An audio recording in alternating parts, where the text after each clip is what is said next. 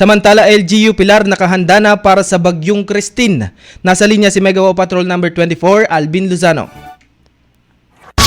Bicol Network News Report!